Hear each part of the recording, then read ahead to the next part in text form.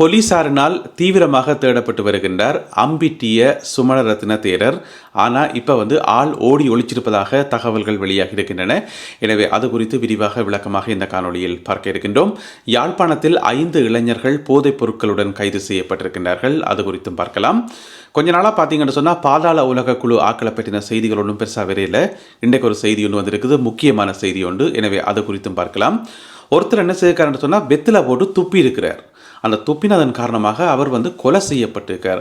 இப்படியான ஒரு அதிர்ச்சியான சம்பவமும் நடந்திருக்கிறது. எனவே அது குறித்தும் பார்க்கலாம். இந்த செய்திகளுடன் மேலும் ஒரு சில செய்திகளும் தகவல்களும் இன்றைய காணொலியில் காத்திருக்கின்றன.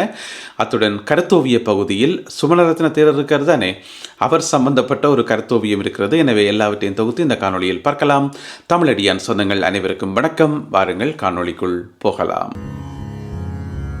தேசிய தலைவர் அவர்களுடைய 71வது பிறந்தநாள் நிகழ்வுகள் தாயகத்திலும் புலம்பெயர் தேசங்களிலும் கொண்டாடப்பட்டு வருகின்றன.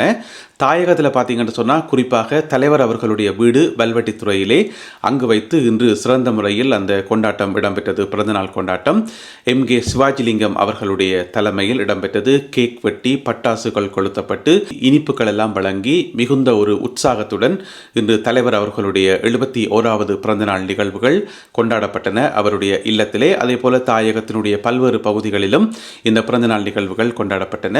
பாராளுமன்றத்தில் பார்த்தீங்கன்னு சொன்னால் தமிழ் பாராளுமன்ற உறுப்பினர்கள் தலைவர் அவர்களுக்கு பிறந்தநாள் வாழ்த்துக்களை தெரிவித்திருந்தார்கள். இன்று மாலை வேளையில் இங்கு பிரித்தானியாவிலும் பல ஐரோப்பிய நாடுகளிலும் மற்றும் பல நாடுகளிலும் தலைவர் அவர்களுக்கு கேக் வெட்டி பிறந்தநாள் கொண்டாட்டங்கள் இடம்பெற உள்ளன. யாழ்ப்பாணம் நாவாந்துறை பகுதியில் 5 இளைஞர்கள் போதைப் பொருட்களுடன் கைது செய்யப்பட்டிருக்கின்றார்கள். ஐஸ் போதைப் பொருட்களுடன் கைது செய்யப்பட்டிருக்கிறார்கள். எங்கேன்னு பார்த்தீங்கன்னு சொன்னால் யாழ்ப்பாணம் நாவாந்துறை பகுதியில் இந்த சம்பவம் நேற்று இரவு இடம்பெற்றிருக்கிறது. யாழ் மாவட்ட போதை தடுப்பு பிரிவினர் போலீஸ் போதை தடுப்பு பிரிவினர் சுற்றி வளைப்பொன்றை மேற்கொண்டு இந்த 5 இளைஞர்களையும் கைது செய்திருப்பதாக சொல்லப்படுது. அவர்கள் மிக விரைவில் நீதிமன்றத்தில் முற்படுத்தப்பட இருக்கின்றார்கள். போலீசாரினால் தேடப்பட்டு வருகின்றார் அம்பிட்டிய சுமணரத்ன தேரர். அவரை ஏன் கைது செய்யணும், அவரை ஏன் போலீஸ் தேடுது, அதுக்கு பின்னால் இருக்கக்கூடிய காரணங்கள் என்ன என்பது சம்பந்தமாக இன்றைக்கு காலமாக போட்ட காணொலியில் விரிவாக விளக்கமாக சொல்லியிருக்கிறேன். இப்போ பார்த்தீங்கன்னு சொன்னால் எங்கேயோ ஓடி ஒழிச்சிட்டார். போலீஸ் கைது செய்யக்கூடாதுன்றதுக்காக ஓடி ஒழிச்சிட்டார். நான் நினைக்கிறேன் கொஞ்ச நாளைக்கு எங்கேயாவது பதுங்கி இருந்து போட்டு திரும்பி வருவார். அப்படிங்கிறத நான் எத்தனை நாளைக்கு ஒழிச்சிருக்கவே முடியாது. திருப்பி லோயரோட வருவார் நினைக்கிறேன். இதுக்கு முதல் பார்த்தீங்கன்னு சொன்னால் முன்னாள் போலீஸ் மா அதிபர் தேசபந்து தென்னக்கோனில் இருந்து நிறைய பேர் இந்த மாதிரி ஓடி ஒழிச்சு கொண்டு தெரிஞ்சவே எல்லாருமே கடைசியாக நீதிமன்றத்தில் சரணடைஞ்சவே. அதிலேயும் பார்த்தீங்கன்னு சொன்னால் ஒரு முன்னாள் அமைச்சர் ஒரு ஆள் ராஜித சேனாரத்ன நினைக்கிறேன், பேர் சரியா ஞாபகம் இல்லை. என்னடா நிறைய பேர் இந்த மாதிரி ஓடி ஒழிக்கிறபடியால பேர்களை ஞாபகம் வச்சிருக்க முடியல. இந்த மாதிரி நிறைய பேர் ஓடி ஒழிக்கிறதும் பிறகு நீதிமன்றத்தில் சரணடைகிறதும் என்று சொல்லி கடந்த காலங்களில் பார்த்துருக்கிறோம்.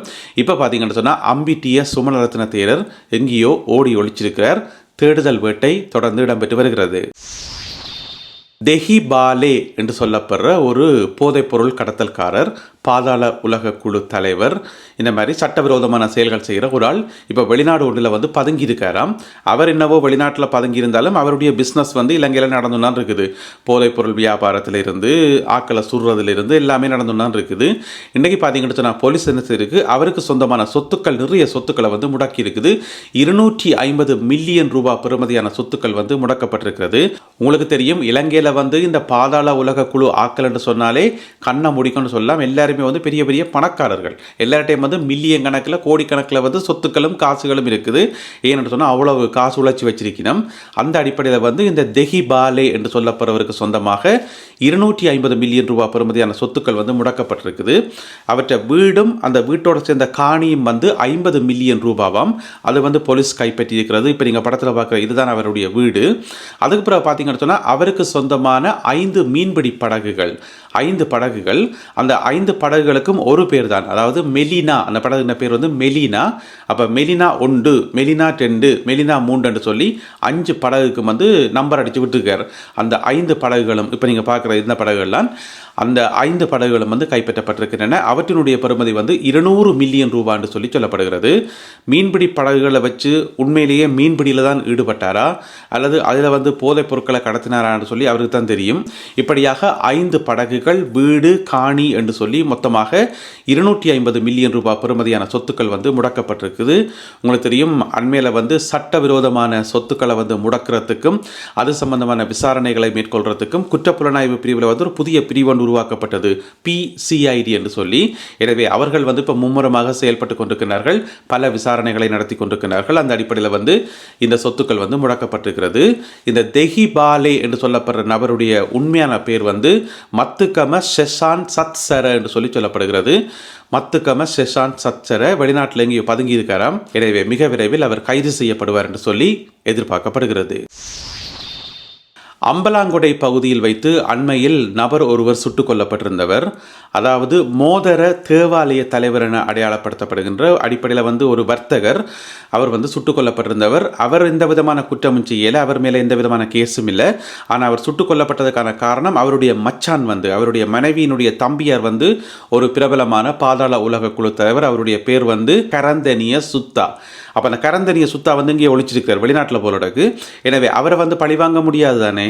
எனவே அவரை பழிவாங்கிறதுக்கு பதிலாக அவருடைய மச்சானை பழிவாங்கிறதுக்காகத்தான் இந்த கொலை சம்பவம் இடம்பெற்றதாக சொல்லப்படுது.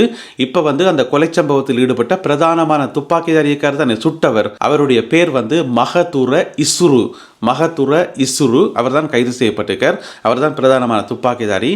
அப்போ ஏன் சுட்டணி என்று சொல்லி போலீஸ் கேட்டிருக்குது. அதுக்கு அவர் சொல்லியிருக்கார், கரந்தனிய சுத்தாவை தான் துற நோக்கம் எங்களுக்கு இருந்தது, ஆனால் அவரை சுட முடியலை, ஏன்னா அவர் எங்கேன்னு தெரியாது, அவருக்கு பதிலாக அவற்றை மச்சானை சுட்டினாங்க என்று சொல்லி அவர் சொல்லியிருக்கார். எனவே இப்போ கொஞ்ச காலமாக பார்த்தீங்கன்னு சொன்னால் இந்த பாதாள உலக குழுக்களுக்கு இதுதான் வேலை. ஒரு ஆளை சுட முடியலையா, அவரை சிக்கல் என்று சொன்னால் அவற்றை மாமன், மச்சான், சொந்தக்காரர், சித்தப்பா அந்த மாதிரி ஆட்களை போய் சுடுறது. சம்பந்தமே இருக்காது அவியல், சும்மா சொந்தக்காரண்டாவுக்கு என்ன, யாரோ ஒரு ஆள் பிளவுறதுக்காக நாங்கள் என்ன செய்ய முடியும். இந்த மாதிரி சம்பந்தமே இல்லாமல் சொந்தக்காரர்கள் சுடுற சம்பவங்கள் கொஞ்ச காலமாக இலங்கையில் நடந்து கொண்டே இருக்குது. அந்த அடிப்படையில் பார்த்தீங்கன்னு சொன்னால் இப்போ இந்த கரந்தனிய சுத்தா இருக்கார் தானே, அவருடைய எல்லா சொந்தக்காரர்களும் இங்கேயே போய் தலைமறைவாகிட்டனமாம். அதாவது அவர்களுடைய பிரதேசத்தில் இல்லாமல் வேற பிரதேசத்துக்கு போயிட்டனமாம். அதே மாதிரி இந்த மகதுர இசுரு இருக்கார் தானே சுட்டவர், அவருடைய உறவினர்களும் வந்து வேற ஊருக்கு போயிட்டனமாம். எனவே இந்த 2 குடும்பத்தையும் சேர்ந்த உறுப்பினர்கள் இப்போ அவர்களுடைய சொந்த இடங்களில் இல்லாமல் வேற ஊர்களுக்கு இடம்பெயர்ந்து போயிருப்பதாக சொல்லப்படுகிறது. வெத்தில போட்டு துப்பினார் என்கின்ற காரணத்துக்காக ஒருவர் மண்வட்டியால் அடித்து கொலை செய்யப்பட்ட சம்பவம் பதிவாகி இருக்கிறது. எங்கேன்னு கேட்டீங்கன்னு சொன்னால் இலந்தக வெவ என்று சொல்லப்படுற இடத்துல, இலந்தக வெவ அது எங்கே இருக்குன்னு கேட்டீங்கன்னு சொன்னால் அனுராதபுரம் மாவட்டத்தில் இருக்கக்கூடிய ஒரு சிறிய கிராமம், விவசாய கிராமம். என்ன நடந்திருக்குன்னு சொன்னால், ஒருத்தர் வந்து வெத்தில போட்டுட்டு நெல்லுக்கு மேலே துப்பிக்கார் வயலுக்குள்ள. அப்போ அந்த நெல் வயல் உரிமையாளருக்கு ஒரு கோவம் இருந்தானே, அவரும் இவர சொந்தக்கார் தானே, எல்லாம் சொந்தக்கார் தான், காய்ச்சி கொண்டு வந்துக்கணும், கலைச்சி கொண்டு கேட்கல துப்பிக்கார் ஒருடக்கு. எனவே வந்து இவருக்கு கோவம் வந்துட்டு அப்புறம் அது வாக்குவாதமாக மாறிட்டுது. இப்போ இந்த நெல் எல்லாமே வந்து நாங்கள் பார்த்தீங்கன்னு சொன்னால் அது விளைவிக்கிறாக்களுக்கு வந்து விவசாயிகளுக்கு வந்து அது வந்து பிள்ளை மாதிரி, நெல்லை வந்து எப்போவுமே பிள்ளை மாதிரி தான் பார்க்குறது. நெல் மட்டும் இல்லாமல் அது புகையிலையாக இருக்கலாம், கத்தரியாக இருக்கலாம், நாங்கள் எந்த செடியை நட்டு வளர்க்குறோமோ அதை வந்து நாங்கள் பிள்ளை மாதிரி தான் பார்க்குறது. அப்போ துப்புறத்துக்கு இடம் இல்லாமல் போய் நெல்லுக்கு மேலே துப்பினா எவ்வளோ கோவம் இருந்து சொல்லுங்க. அப்போ அதுக்காக கொலை செய்தது சரி என்று சொல்லல, அது சரியான பிள்ளை. கொலை செய்கிற அளவுக்கு போக வேண்டிய அவசியம் இல்லை, கண்டிச்சிருக்கலாம். எனவே நெல்லுக்கு மேலே துப்பைக்குள்ள ஒரு கோவம் ஒன்று வரத்தான் செய்யும், அதை நாங்கள் புரிஞ்சு கொள்ளணும். அதுக்காக வந்து கொலை செய்கிறத வந்து ஏற்றுக்கொள்ளவே முடியாது. இப்போ வந்து அந்த மற்றவர் என்ன செய்கிறார், வாக்குவாதப்பட்டுக்கார், ஏன் துப்பினி என்று சொல்லி இந்த மாதிரி வாக்குவாதப்பட்டு கோவம் வந்து கடைசியாக கையில் இந்த மம்பட்டியால் தூக்கி ஒரே அடி அடித்து தலையில் அவர் அந்த இடத்துல இறந்துட்டார். அவருக்கு பக்கத்தில் தள்ளி அவருடைய 19 வயசுடைய மகனும் வந்து வேலைக்கு வந்திருந்தவராம். பிறகு தந்தையை வந்து ஹாஸ்பிட்டலுக்கு கொண்டு போயிருக்கார். இருந்தாலும் சிகிச்சை பலன் இல்லாமல் அவர் வந்து உயிரிழந்திருக்கார். இப்படியான சம்பவம் ஒன்று நடைபெற்றிருக்கிறது. இப்போ வந்து அந்த மண்வட்டியால் தாக்கினவர் மற்றும் அவருக்கு பக்கத்தில் இருந்தவர் என்று சொல்லி ஒரு 3 பேர் கைது செய்யப்பட்டிருக்கிறார்கள் அனுராதபுரம் போலீசாரினால். இது சம்பந்தமான விசாரணைகள் தொடர்ந்து இடம்பெற்றுக் கொண்டு வருகின்றன. எனவே இந்த சம்பவத்திலிருந்து நாங்கள் தெரிஞ்சு கொள்ள வேண்டியது என்னென்னு சொன்னால், வெத்திலையை போட்டுட்டு நெல்லிலேயும் துப்ப வேண்டாம், புல்லிலேயும் துப்ப வேண்டாம், ஆக மொத்தம் நிலத்திலேயே துப்ப வேண்டாம். ஏன்னு சொன்னால் அது கூடாது, உண்மையில அது கூடாது. எனவே வெத்தில போடுறாக்கள் வந்து அதை எங்கேயாவது பாதுகாப்பான இடத்துல வந்து துப்பலாமான்னு சொல்லி பாருங்க, அதுதான் சரியான முறையாக இருக்கும். ஓம் தானே. அடுத்ததாக இன்றைய கருத்தோவியம். அம்பிட்டிய சுமணரத்ன தேரர் இருக்கார் தானே, அவர் என்ன செய்கிறாருன்னு சொன்னால், ஒரு பூமராங்கன்னு சொல்லுவோம், எறிஞ்சோடனே போயிட்டு திருப்பி எங்கட காலடியிலே வந்து விழும், அந்த பூமராங்கை தூக்கி எறிகிறார். அந்த எறிகிற பூமராங் வந்து திருப்பி அவற்ற காலடியிலே வந்து விழுது, அவரை நோக்கியே வருது. அதை திருப்பி வருதாருன்னு பார்த்தீங்கன்னு சொன்னால் ஜனாதிபதி அனுரகுமார திசாநாயக்கா அவர்கள். அந்த பூமராங்கில் வந்து எழுதப்பட்டிருக்கிறது ICCPR என்று சொல்லி, உங்களுக்கு தெரியும் அது வந்து ஒரு சட்டம். அதாவது இந்த வெறுப்பு பேச்சுக்கள், அவதூறு பேச்சுக்கள் இதுக்கு எதிரான ஒரு சட்டம். எனவே எந்த வெறுப்பு பேச்சை பயன்படுத்தி ஏனைய சமூகங்களை வந்து அவர் தாக்கினாரோ அதுவே வந்து இப்போ அவருக்கு வினையாக வந்து முடிய போது அவர் இப்போ வந்து ஒழிச்சிருக்கிறார். எனவே அதை வந்து காட்டும் விதமாக இந்த ஒரு கருத்தோவியம் வரையப்பட்டிருக்கிறது. இந்த கருத்தோவியம் மற்றும் இன்றைய காணொலியில் பகிர்ந்து கொள்ளப்பட்ட செய்திகள் தொடர்பான உங்களுடைய கருத்துக்களை மறக்காமல் கீழே எழுதுங்கள். மீண்டும் சந்திப்போம் உறவுகளே. நன்றி, வணக்கம்.